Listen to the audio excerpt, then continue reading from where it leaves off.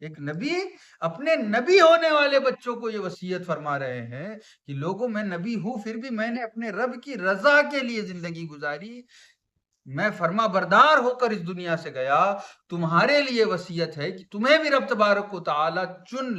لیا ہے، تمہارے رب تمہیں دین عطا فرمایا گیا ہے، تمہیں عہدے عطا کریے گئے ہیں، تمہیں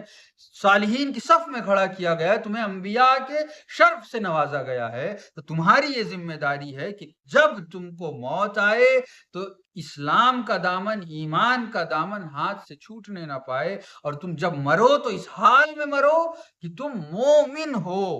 یہ ایک انبیاء اپنے نبی، ایک نبی دوسرے نبی کو، ایک نبی اپنے بچے کو یہ وصیت کر رہے ہیں کہ تمہارے لیے یہ اہمیت رکھتا ہے، تمہارے لیے دولت، شہرت، سارا کچھ ہے۔ حضرت ابراہیم کے پاس جتنی دولت تھی اتنی دولت تو ہم تصور بھی نہیں کر سکتے،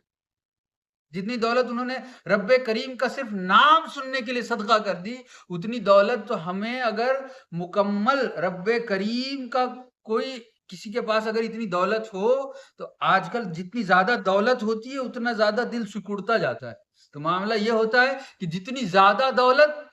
اتنی ایمان کی کمی، اتنی اللہ سے رغبت میں کمی، اتنی دوری ہوتی جاتی ہے، پردے حائل ہوتے جاتے ہیں، اور ہوتا جاتا ہے کہ اگر کوئی بہترین سے بہترین چیز بھی ہمیں دے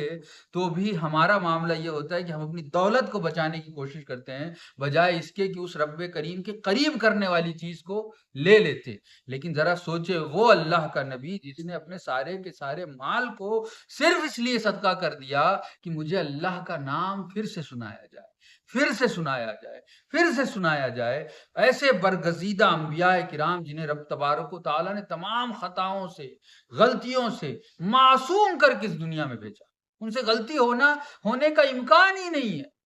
رب کریم نے ان کی عصمت کی ذمہ داری لے لی، خود اپنے رب نے اپنے بندے کو معصوم کر دیا، گناہوں سے پاک کر دیا۔ ایسی شخصیت جب اپنے بچوں کو وصیت کر رہی ہے تو یہ وصیت کر رہی ہے کہ تم جب مرنا تو ایمان پر قائم رہنا،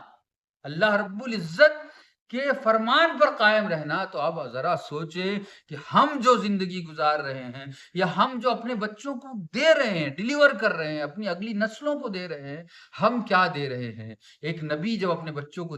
یہ دے رہے ہیں تو ہماری کتنی ذمہ داری ہے، اس حیثیت کا شخص جو اپنے بچوں کے لیے دعا کر کے ان کو ہدایت پہ لے آتا۔ ہماری دعا تو ہمارے لیے قبول ہوگی یا نہیں یہ ہمیں نہیں معلوم ہے، تو ہمیں چاہیے کہ خود بھی اپنی اصلاح کرے اور اپنے بچوں کے لیے بھی وہ چیزیں چھوڑ کے جائے جو انہیں صرف اس دنیا میں نہیں بلکہ اس دنیا کے